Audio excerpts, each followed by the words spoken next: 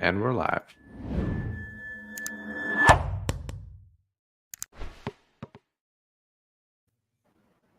Hey, everybody.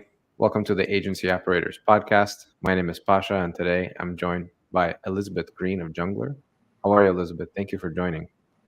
Thanks so much for having me. I'm doing really well. Doing really well. Awesome. I'm really excited about this talk.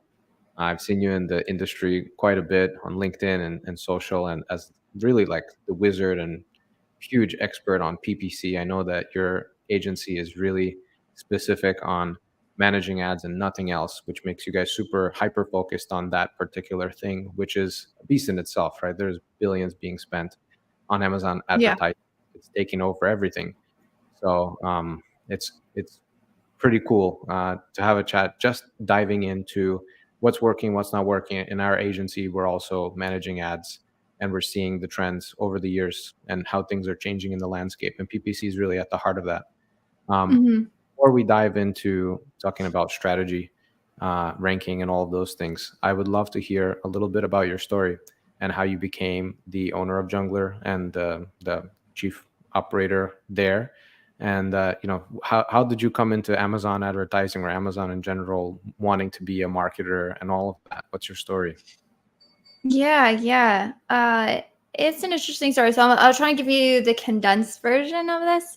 I like to say I fell into it and then I fell in love with it. There's a really there's enough straightforward data analytics, and I think that's really driven by the fact that primarily most ads these days, even if you're pushing a lot into sponsor brands and display, so the bulk of your ad spend is going to be made up of sponsored products, which is pretty cut and dry. There's really no creatives when it comes into sponsored products. It's really a function of the listing.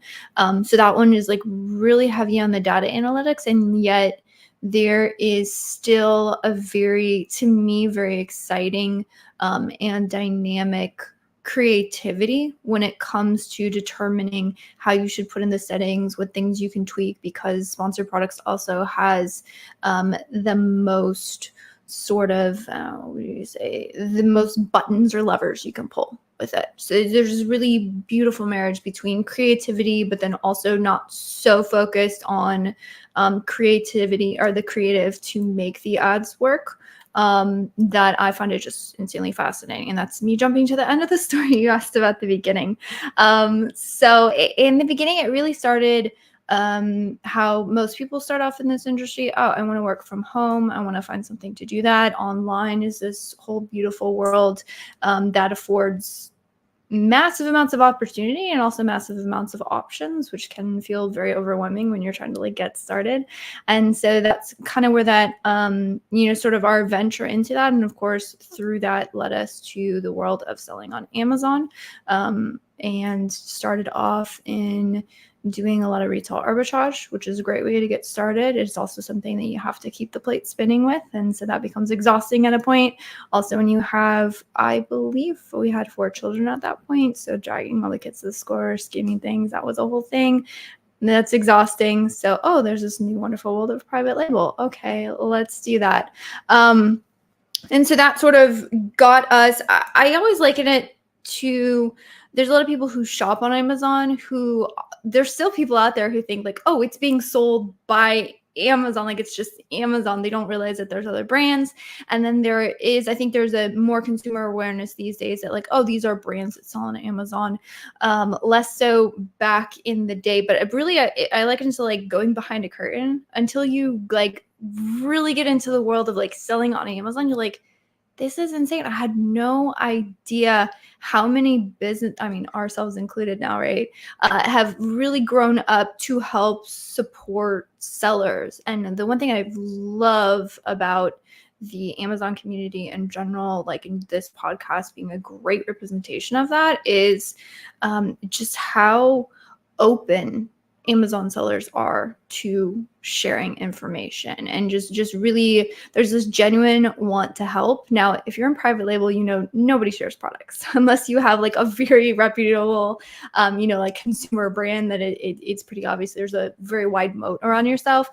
Everyone's going to stop at actually sharing the products, but up until sharing the specific products, tactics, strategies, ideas, up and coming things. There's not this like close to the chest, oh, I must guard this interesting secret that I found. There's a very much that sort of sharing dynamic. And so that was, kind of when we got onto it. Free resources. I think the first thing that we watched was like Jungle Scouts, kind of how to sell on Amazon, like their free YouTube thing. And so started working, sourcing products and things like that. Life got in the way. I at some point got pregnant with twins. That was a whole thing in and of itself. Morning sickness was a beast. If everyone survived and ate, we consider that a win for the day, which of course, selling on Amazon, everyone here knows how much goes into that. And then of course that was like back burner, right? And so after sort of the dust settled a little bit, that whole probably over a year, because even after they came, you're still dealing with 2 newborns, which is a whole thing itself. I was a veteran by that point, but it's still a lot. And so getting back into it, we're like, okay, we're trying to pick up where we left off, right? My husband was working in the family business, really good, but I was at home with the kids. That was the life we wanted, and the life I still wanted, but there was this desire to have something that could be flexible, that he also could spend time at home with the family unit. That was really our driving force and still continues to be. And so getting back into it, that you're getting back into, speaking of everyone sharing and, just real support system around Amazon sellers. Back then, there was a lot of Facebook groups. I think a lot of that has moved on to LinkedIn these days, which is where I am mostly as well now. But so there was a lot of questions surrounding Amazon advertising, which of course, going back through what we've gone through in selling, I had knowledge of.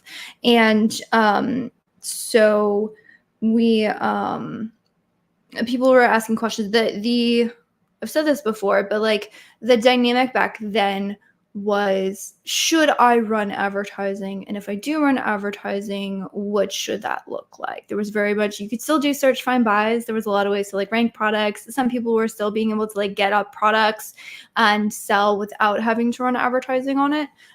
These days, I don't want to say that's impossible, but kind of is in a way. And so, but people with that were asking questions, and I have answers to those questions. And so therefore, let me help answer the question. And this was also back before it became as complicated as it is now. For context, in the kind of timeline of updates to Amazon advertising, this was before the 4 targeting types got split out in the auto campaigns and like blew everybody's minds. And how many millions of updates since then? It's like constant changes. It feels like they're coming at us a mile a minute and we have to adjust for them. But you had a little bit more reprieve, a little bit more time to figure things out. And so through just me answering those questions, and I remember like long Facebook thread comment sections, back and forth, and I'm just, in between doing dishes or whatever I'm doing.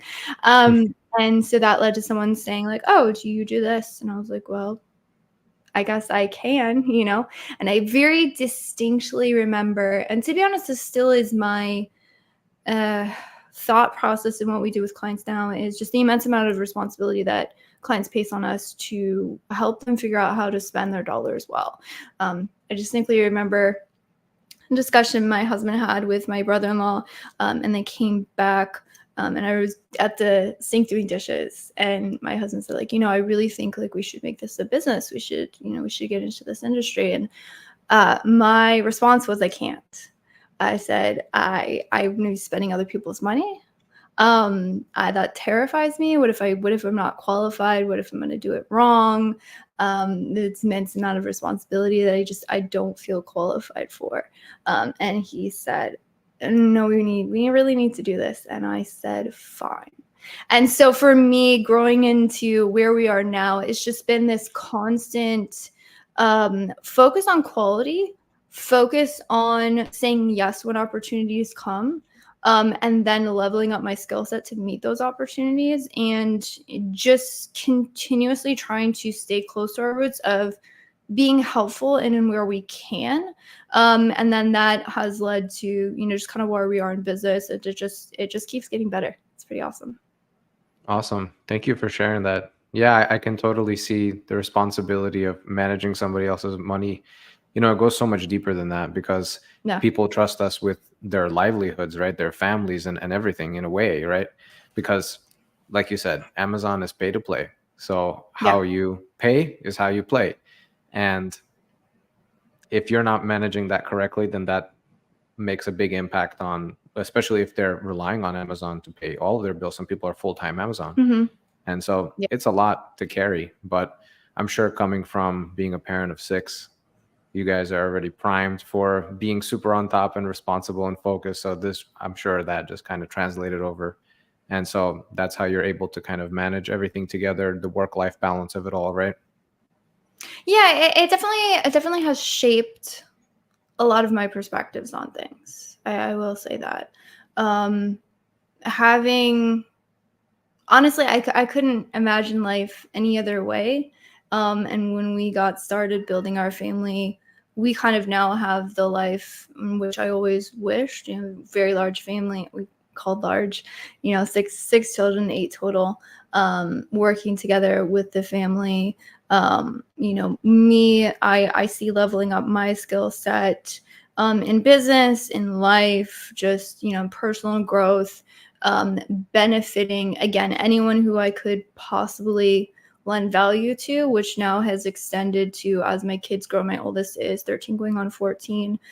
So now getting to teach her life lessons that I've learned, and just springshot her. You hope with every generation you discard. I'm sure there's things that I do that she's like, oh my gosh, I'm never doing that with my kids. And then there'll be things that she's like, oh my gosh, that was amazing. And then just kind of constantly trying to build off of that, which now also extends to kind of us building a team and sort of a substructure under that team, and just continuously, I think, just leveling up and finding a new level to play the game, and being really excited to sort of develop the skills that are required to play on the next level.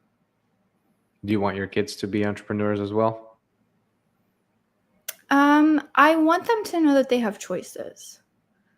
I think for a lot of them that may include entrepreneurship, but it may not. I think the thing that really defines the way that we have chosen to, again, just sculpt what our life looks like, has been, and this is something I will continue to, I think, work towards, is determining what you would like your life to look like and how you want to live it. And it is insanely hard to get quiet and focus in and reject sort of the intentional or unintentional sort of guilt or expectations that are put on you externally from others, from society or whatever, and then just focus on, and it is a lot of trial and error, right? You're never going to know everything, and you're not going to know what you want to do at 18, and that's not going to be the same thing. What I'm doing in my 20s was nothing like what I'm doing now in my 30s, and then eventually in my 40s, life will probably look a little bit different, and that's fine.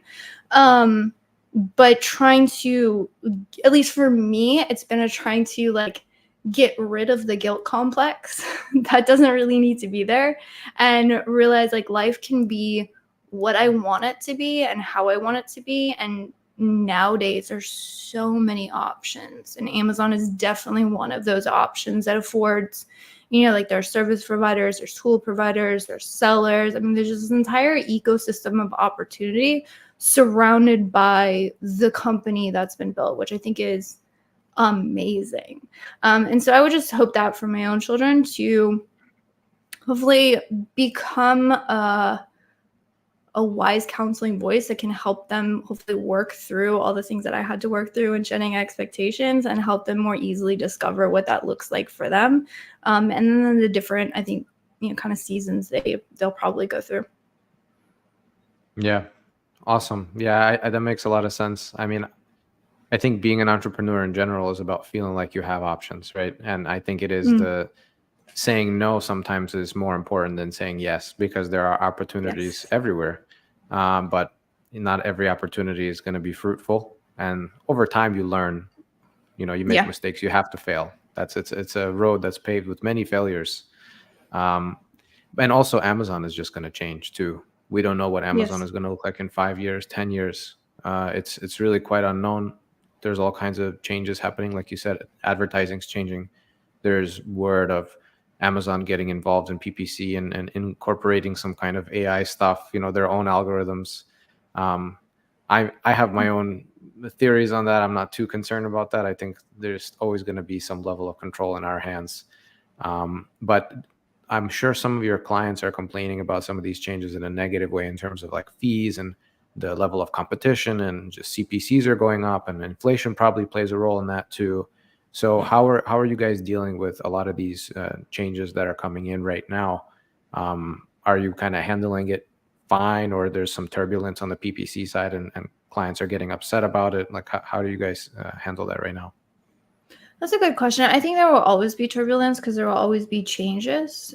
Changes to the way that Amazon chooses to update their systems. For example, and this is honestly a somewhat of an internal frustration for us. And I hesitate to bite the hand that feeds me in more ways than one, right? But there is this, unfortunately, again, small peon in the ocean of all that is Amazon. So my voice, I don't know if it's much to listen to on an authority, but if someone for Amazon was listening in, I would say the way in which they're rolling out a lot of their current updates, to be honest, is slightly frustrating. There seems to be a very real lack of transparency, and unfortunately, I think what it's doing is it's sort of adding to the distrust that sellers have in the Amazon platform itself, so our Amazon advertising platform itself. And honestly, it's kind of like a catch 22. It's like you need to run ads to be able. It is really a pay to play in this day and age, unfortunately. And the reason why is because there's just so many options for buyers right now, which is phenomenal from a shopper perspective, right? We have so many options, and Amazon has done, I think, a very good job with their algorithm in that the things that sell best rise to the top. Now, that does create a frustration for a lot of new sellers because they're like, I feel like I should have my seat at the table too. And while I would agree with that, the thing is that there's a lot more options, and Amazon is requiring that everyone earn their seat at the table, which, to be honest, I think is in some ways fair when you think of it from a consumer perspective, right? New products, Amazon doesn't know if it's going to convert well. And so you have to have some sort of traffic and then conversions off of that traffic to help validate to Amazon this product does deserve a seat at the table. And so that's where ads come in. Ads can drive that traffic to at least get you the eyeballs to then make the conversions to prove to Amazon that, that's a very simplified view of it. But to be honest, I think that's how we should be thinking about advertising. It's driving traffic to help validate to the algorithm this product is, everything we hoped it would be, and shoppers are enthralled, and, it deserves a seat at the table. But the way in which they are rolling out updates is very much in the background, and what they're doing is they're making updates to things that always existed. So, for example, the most recent changes, and then also the change that I just got a notification of, and again, it was like buried in a newsletter somewhere. A random update only went out to their Amazon advertising partner network. Was, by the way, we're going to be changing the way that dynamic up and down bidding functions only on the days of Prime Day. And we're telling you that this is to help with impressions, which is true. It will increase impressions, but on the other side of that, it's also going to increase costs, right? And so the way it is they're saying, okay, we're going to change the way that dynamic up and down bidding functions. So this is a thing that we always knew functions. We had, we've validated through testing. To be honest, we don't use dynamic up and down very much in our agency, which, this kind of just validates that, like, there's been changes to it. But they're like, oh, we're going to change how this targeting type is going, or this bidding, this sponsored product strategy is going to work. And so, like, this is something that we always had. We knew how it works, and like, well, we're changing the game on it, right?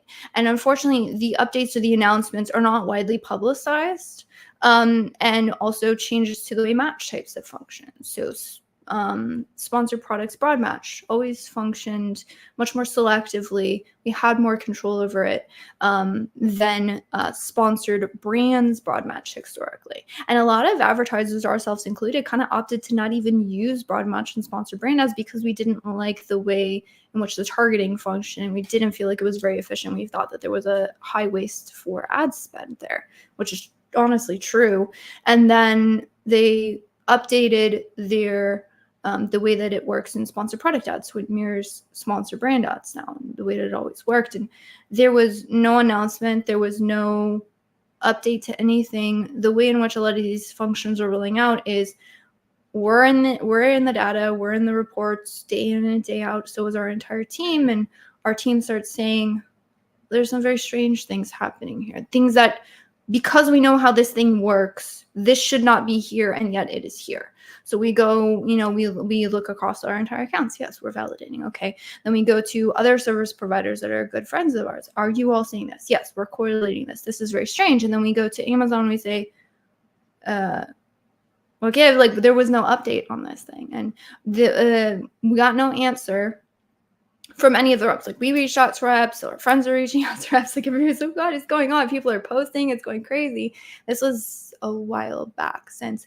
And then there was a very quiet update to their documentation on their site. And that's how it's currently been going, is very strange things happening in search term reports, quiet update to documentation, no formal announcements, no publicizing, no anything, which again, I can see the focus in where Amazon is going, which unfortunately is taking a lot of the control back on the targeting for their algorithm. And I still am quite cynical of, that sort of movement or what I see happening there, which is very much the same progression that Google has had. If you keep an ear to the ground, again, we don't, as of right now, we don't run Google ads for clients, but we do. It is very much a good thing to keep a pulse on. There's some very interesting ideas that come out of Google pay-per-click that can be applied to some things that do not translate. So it's not like a one-to-one in strategy, but it's a good thing to keep an eye and keep a pulse on. And Google pay-per-click is very much ahead of where Amazon is currently. And so there are a lot of mirrors in the progression of the two platforms. And so it's not necessarily that these changes are being made. I think a lot of our frustration with these is it seems the perception is that it's very underhanded. And unfortunately, with a lot of these updates, the consequences of them have been an increase in ad spend or an increase in cost per clicks, and not always translating in a way that is efficient. Yeah. And I do really hope that Amazon gets a handle of it, because unfortunately I think what they're doing is they're really undermining the trust in the platform, unfortunately. And it's just because of the way, like the very sporadic ways in which, or the non-ways in which these things are like communicated to to advertisers and sellers alike. And so I do hope they change that, honestly. Yeah, I agree. I think the delivery needs to be worked on. There was a bit of a mess recently. We saw that this year. They implemented new fee. Then they said, oh, never mind, here's a credit. Everyone's upset, which is nice that they actually heard our voice and they kind of responded in some way. But I think that's also a learning experience for them, because they're also trying to adjust to the changing environment and landscape on a global level, how commerce is changing. So Amazon is always going to do what's in their best interest at the end of the day. We know that. And so we're playing on their turf. They're trying to create the illusion of, trying to have like neutrality, but it's not exactly true. They're trying to maximize as much as possible. That's why they do, hey, we're going to make this little tweak in advertising during the top sales days of the year, Prime Day, right? And we're going to kind of encourage you to spend a little bit more, because everybody else is going to be spending more. It's like we're racing, right, for the click, because it's like, that's your opportunity to get the rank boost or whatever it is. So I really like your concept where you're saying that ads are really there to drive validity and to verify to Amazon that you're eligible to sell on their platform in an efficient way. They're going to give you the visibility. So I have a couple questions on that. My Yeah. first question is going to be, does that also mean that at some point after advertising enough and getting enough sales velocity, then you don't really need to run PPC anymore? Like, could you push it to the point where they already want to give you so much visibility because you've been having such great conversion and so many years of history that you can just shut off your ads and you'll still do great, aside from the subscribe and save, just, pure, the momentum of organic rank?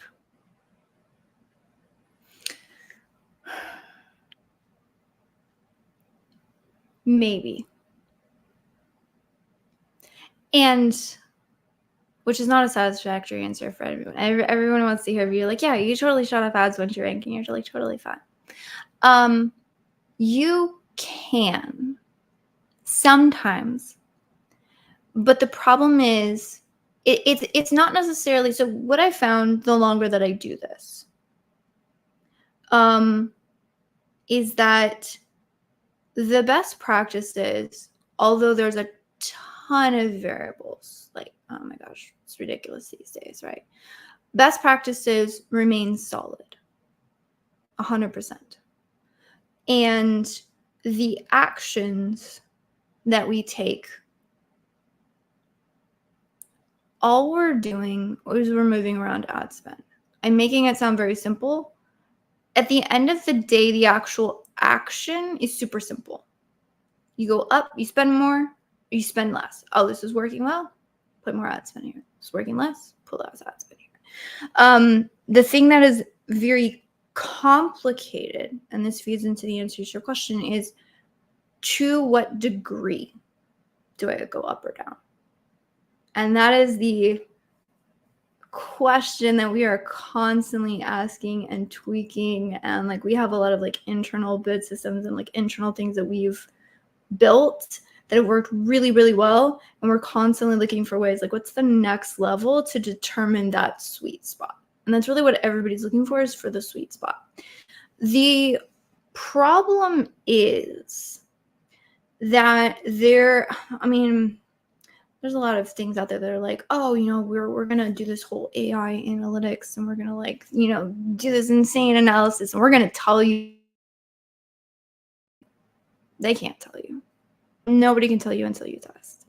Because the thing is that the variables are constantly changing, like crazy changes. For example, you could have a sweet spot and maybe the cost per clicks didn't go up, maybe the traffic didn't go up, maybe nothing changed, maybe the top competitor dropped their price by $10. We've had that in certain scenarios. And everybody's like, oh my gosh, and everybody starts freaking out, and what the heck? Oh, somebody just decided they're going to take a massive loss for a week because they knew they can get the bestseller badge by doing that. Great on them. Insane tactic. If you can hold your breath, and waste $10 on your price, right? And so that was a good way to start framing the question, in that the ads drive traffic, the listing converts the traffic, right? And to rank, this is a very simplistic and ad-centric way to look at it. There's a lot of different variables, things like conversion rates, etc. But at the end of the day, when it comes to ranking, your ad sales, in some ways, we're talking about validating and making sure that Amazon knows you need a seat at the table. Your ad sales should sort of, I call it like adding to the pot. So it's adding to the cumulative sales you're generating through that search term. Amazon in a lot of ways is a bit agnostic. If you get it from an ad, if you get it from, an organic placement, we don't really care. We just want to know that that shopper path is validated for this product. So what you often see is that you can push advertising. Oftentimes advertising is pushed at a loss, right? Because you're like, okay, I'm ranking this product, right? And then the question is, okay, so once my product is ranked, I'm operating at a loss, and that for any business cannot continue. It's like, how long can you hold your breath, right? So oftentimes what sellers are looking for is like, okay, after I've ranked for like 2 weeks and then I can drop to X amount or pause, and then this is where I'm going to settle. It's not that you couldn't, in theory, have that mathematical model. It's that we don't have all the data points to fully calculate that mathematical model. And Amazon, it is never going to be within their best interest to give us all of that data that is necessary. And so there's a test that we run, right? So we will push for ranking on that keyword and we'll get that product up. And then the question is, how much is this aggressive advertising sustaining this rank? And if I pull back on my aggressive advertising, where does my product, quote, settle? Or, kind of where does it fit within the system? How big of a seat at the table does Amazon believe I am based on my shopper interactions? And can I take away the advertising shopper interactions and still have enough momentum for Amazon to say, yes, this product is phenomenal. When someone searches this search term, people buy this one, right? And so my recommendation is never to go cold turkey. There are some people who shut it off and turn it on. But the thing is, if we're trying to figure out where that knob settles to help us be able to sustain some momentum without completely falling off the page and losing everything that we've worked to gain so far, if you just turn it off and on, you don't know where that is. So what you're looking to do is say, can I slowly adjust this? Where can I validate where I land? Up, too far, turn up, no. And that's, so the actions are still more or less, right? It's very binary. That's why bids are one of the most important action pieces. And there is tons of software, scrappy software, robust software, AI-enabled software. Everybody's trying to figure out to what degree and how much. And there is insane ecosystems built around, ourselves included as an agency. We have very dynamic optimization models for this. But it's still everybody's trying to figure out to what degree and how much. And the best system that we can find is one that gives enough inputs based on our understanding of the ecosystem and what we deem through our analytics is important. And I think that important in terms of keywords, specific search terms, placements that we need. I think that input needs to have a human eye on the analytics to know this works well, this doesn't. At some point you can leverage analytics, just mathematics to determine that through sheer numbers. And there's also ways where you do need a human eye to say, yeah, the product fits here, right? And then, kind of allow the system to help you settle where we think the point is. But then you also need the other human fail-safe intervention.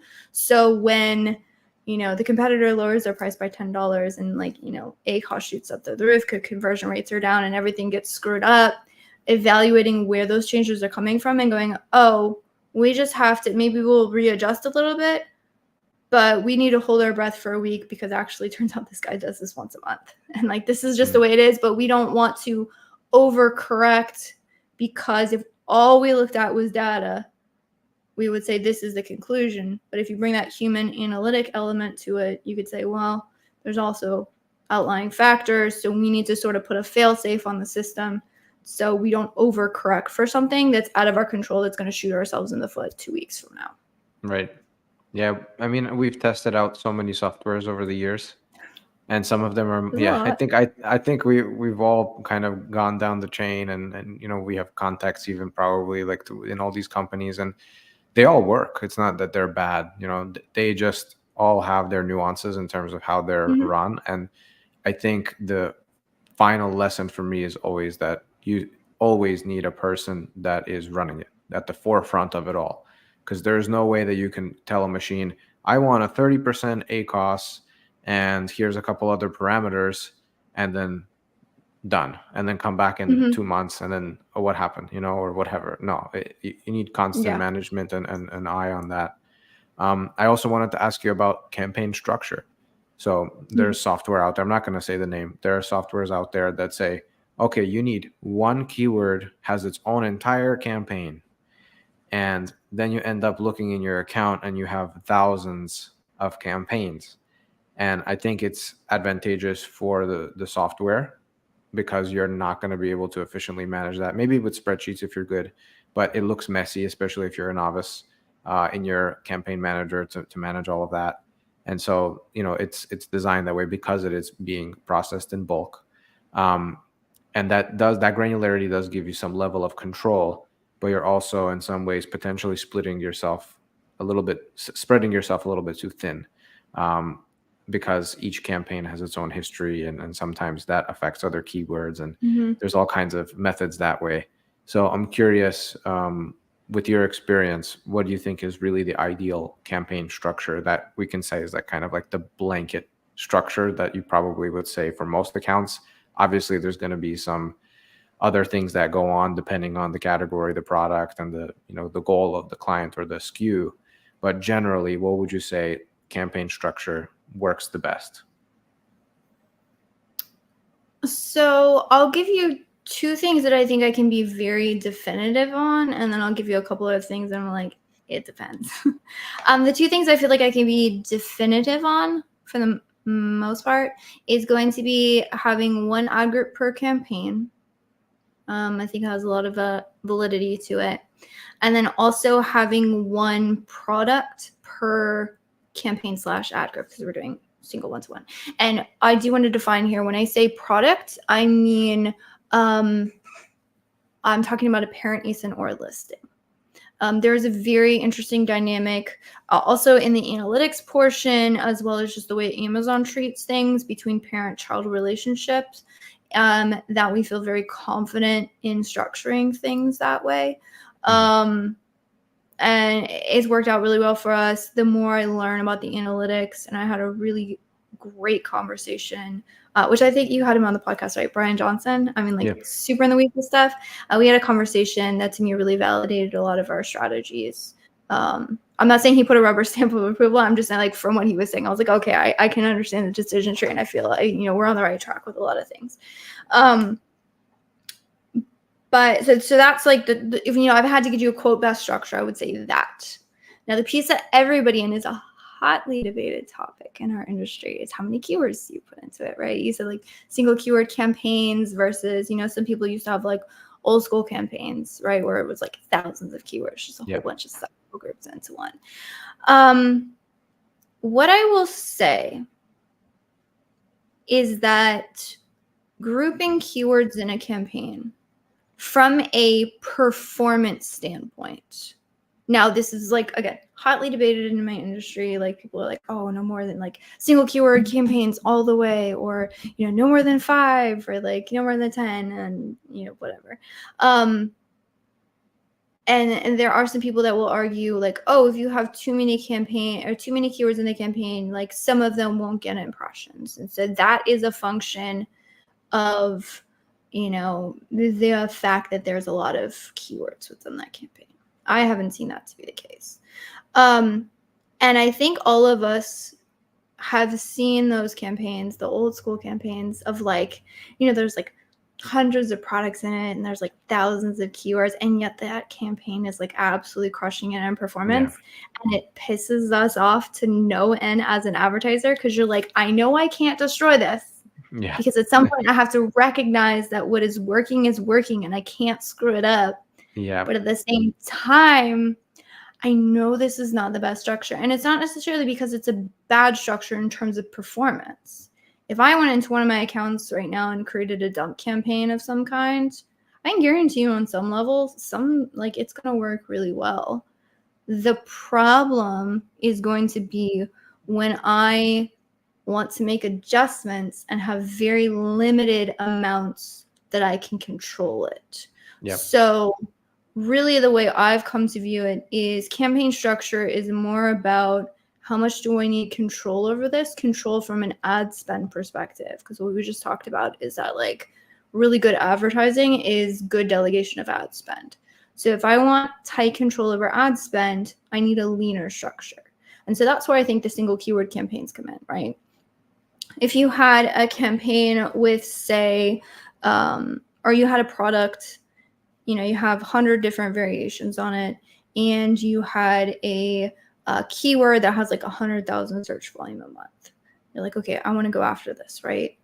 Well, with 100,000 search volume, there's a high volume of clicks happening through that one search page, which then means that's going to necessitate a high amount of ad spend, right? You got a lot of clicks. Doesn't matter if you're only paying 10 cents a click. If I got thousands and thousands of clicks, that adds up to a lot of ad spend. So I'm like, okay, this has the potential to spend a lot, right? And I also know I probably need a lot of tight control over it. What we talked about like, okay, ranking and then dialing down the thing, right? I want to be able to turn very specific dials. So the more things I have grouped in there, the less specific I can be with where and when I'm going to dial down that ad spend. And so for that type of structure, I would say, well, even if I have hundreds of different variations, it probably makes sense for me to advertise my best-selling variations, or the ones, you can go say, look at which variation is performing best on that search term, where they have best conversion rates here, right? So I want to put the best performer in here, so I have tight control over what's appearing. And I also probably want to have tight levels of control over how much budget I'm going to be putting to this. So single keyword campaign makes total sense because I can cap it with my budget and cap it with my bids, and I have lots of control over where I'm spending for this. If I had a keyword with 50, the helium 10 or something is telling me I have 50 search volume on this, Amazon's not even recognizing it in brand analytics because there's like no traffic, right? To your point of like making it super complicated and I have a ton of different campaigns to look at, doesn't make sense for me to complicate my life because I'm like, I need to minutely control this thing that's going to get one random click every 3 months. Right. Probably not, right? And so that's why I think the number of keywords per campaign gets a little bit skewy. And for us, it's like an it's depends. So the it's depends. I mean, like, we as a team and in our agency can run a very complex, very dynamic strategy. Like, I have questions from clients. They're like, oh, why is this? And I'm like, that's an advanced option. I'll let you know how it works. But like, yeah, it's probably not what you're seeing on YouTube, because that's a good basic, kind of broadly applicable strategy. But then we have all like the nuance. Like, if you are paying us to run ads and that's all we do, we probably should have a little bit better strategies than like what's available on YouTube, right? Of course. Like, we should be able to move with the punches and be like, okay, so that in this scenario and this and that scenario, and this is where, like those kind of things. Right. So I have nothing against where people say like put no more than 5 or no more than 10 keywords and no more than 20 keywords. I don't necessarily have yes, I think if you go all the way to single keyword campaigns, it's a little bit much. And also I think if you go all the way to like everything, just lump it in there and don't worry about it, that's a little bit much. If someone were to come to me and ask me a specific question, I would probably ask like, okay, so what's the search volume? What do you want to control? Is this a ranking keyword? Like, I would kind of go through that decision tree and help them kind of identify what that looks like. So I think for a lot of beginners, it's very comforting to have the no more than 5, no more than 10. But my kind of issue, I think, and why I try and push back against this is I'm old enough in the industry to remember when everyone said no more than 100 keywords, and then they said no more than 50 keywords, and then they said no more than 20 keywords, and then they said no more than 10 keywords, and now it's no more than 5 keywords. And I'm like, why arbitrary round numbers? Why not 15? Why not 15? Why not 9? Like, yeah. I'm like, and so I don't necessarily have an issue with it because it's inherently bad. What I have an issue with is when someone analyzes an account and says, oh, you have 100 keywords in this campaign, so therefore your strategy is terrible. I'm like, not necessarily. If you want to blanket apply rules to something because it makes you feel better, great, have at it. But like, don't go through an advanced strategy and try and apply like blanket rules. I'm like, we're better than that. Like, if this is our thing, like, we should be better than that. Right. I guess it's, yeah. That makes a lot of sense. I think it really does also depend on the scenario. Like you said, everything really depends. But as a rule of thumb, I think that's very fair. You don't want to go too granular because then it gets unreasonable. And you don't want to go too broad and just throw everything in a campaign because then you have no control. So somewhere like finding that sweet middle spot. And I've had situations like that where we come into an account, literally 2 years later, they're like, why is this old campaign still alive? Like, didn't I tell you guys to kill that campaign at the very beginning? And we're like, we tried and it was awful. And then we turned it back on and it was not awful anymore. So Yeah. it's like the data told us to keep it on, and just we've made some internal tweaks which you probably don't recognize. But look at the Hmm. analytics and look at the numbers, and like we're making it work for you. It just looks like this like Frankenstein zombie thing, you know? So that's just how it Yes. works sometimes, that like when the campaign has history, Amazon has like, you know, it's an old friend of Amazon's, you can say, right? And you want to throw in Hmm. certain keywords into that, even add to it to get some of that reputation, which is back to your theory, and which you validated through data, so have we, which is that PPC is about giving that validity more than Hmm. anything else. And rank is a part of it. There, all these factors are true; they're a part of it. But more than anything, it's proving to Amazon, especially as a launched brand new product, hey, this is something people actually want. We're representing it in a good way with good conversion rates. And so we'll prove to you over and over and over again until you start giving us organic sales and Yeah. subscribe and save and external traffic and all of that. So we're getting close on time. I wanted to talk about one more thing. You mentioned advanced strategy. What comes to mind is DSP. And so Mm. there's, you know, the whole funnel that you can build now just using sponsored products, sponsored brands, sponsored display, and all of that. But then DSP added to that equation makes it even more advanced. And in some cases, the analytics don't quite pan out. I think that's what we're seeing, and a lot of others are seeing. There's like a kind of Hmm. double dipping in a way on the, you know, your DSP analytics look so great, but then actually they're just like taking it from your PPC sales and just saying that they started because they started the process, right? And anyhow, how do you guys utilize DSP, if at all? And what do you say like is the probably the easiest way to get started on DSP if somebody wanted to get involved? Is it, you know, there's the more expensive brand building awareness campaigns that you can make with all these different groups, or there's like the retargeting that you can do, which is like bottom of funnel using audiences if they're big enough. But generally speaking, like with DSP, what do you think is like the easiest, lowest hanging fruit that somebody can kind of engage with?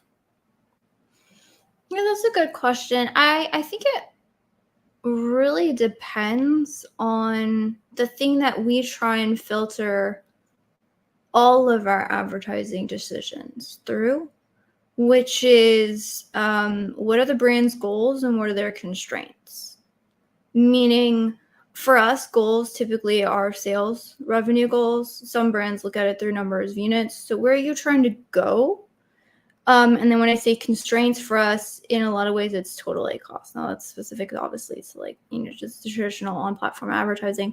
But it's like, okay, so I want to hit, you know, some brands are aggressive. I want to double, I want to triple. And some brands are, you know, I'm happy with steady year over year, 10 to 20% growth. You know, like that's kind of the phase we're in. And those will change based on products as well. When at all possible, we like to get account level as well as product level goals, because those two things feed into each other very nicely, I think. And then, so of course, your constraint is, okay, so you want double. I can get you double tomorrow if you're willing to like spend triple, right? Like we can go into Yeah. negatives and we can grow. And I find that's actually funny enough. A lot of the ranking questions I get, because a lot of people are like, how do you build ranking campaigns? I'm like, easy, sponsor products, exact match, fixed bids, go hard. Yeah, that's it. All the budgets, like go hard, right? And then that's not actually a satisfactory answer, because the question was, how do I do that and not lose money? That's Yeah. a more difficult question, right? Yeah. And that also takes more time. Right, more time, more nuances. That we were talking about advanced strategies. There's like certain budget strategies we leverage with that. There, you can't make up for a per conversion rate with advanced strategies, but you definitely can help a lot of things if you know what you're doing. So that feeds into DSP, right? So there's a lot of brands who will come into DSP and say, oh, okay, this is the next level.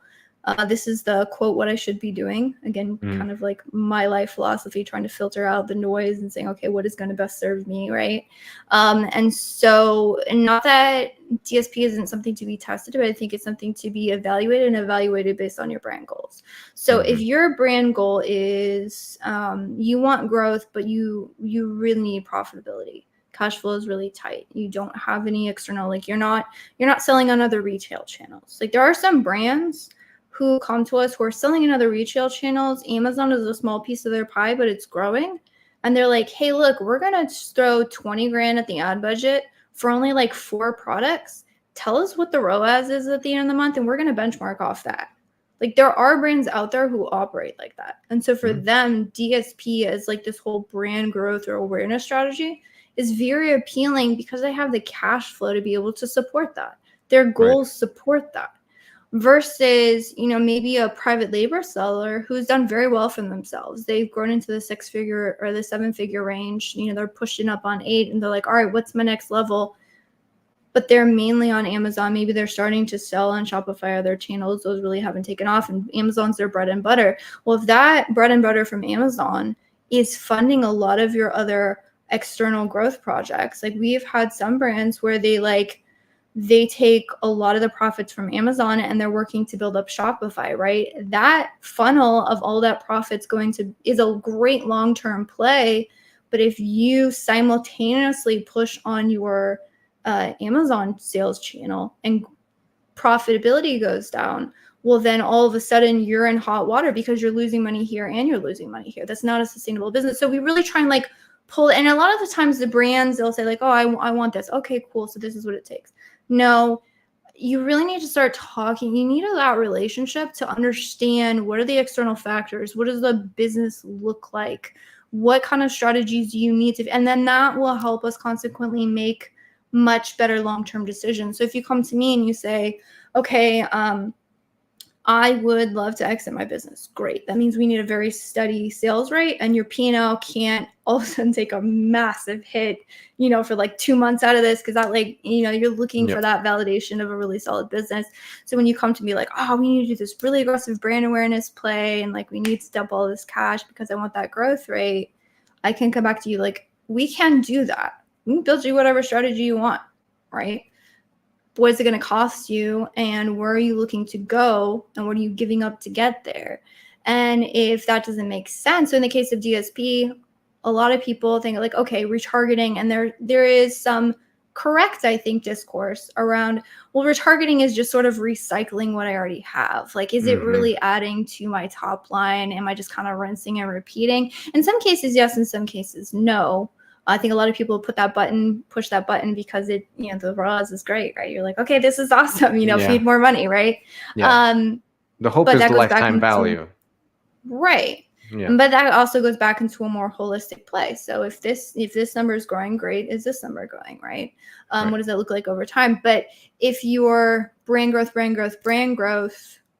DSP is the next level of that, you have to understand what that investment is going to look like, and that it's not going to be overnight. And if you're okay with that, great, let's start testing it.